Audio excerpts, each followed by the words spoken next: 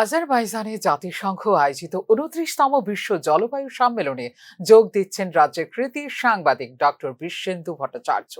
২ সপ্তাহব্যাপী এই সম্মেলন শুরু হবে ১১ নভেম্বর বাকু শহরে। ভারত ও আমেরিকা সহ বিশ্বের ছোট বড় ২০০টি দেশ যোগ দেবে জাতিসংঘ আয়োজিত এই বৈঠকে।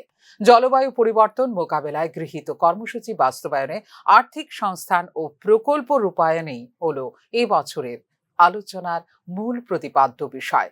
এবারের জলবায়ু সম্মেলনে পূর্বোত্তর ভারত থেকে ডক্টর ভট্টাচার্যই একমাত্র প্রতিনিধিত্বের সুযোগ পেয়েছেন।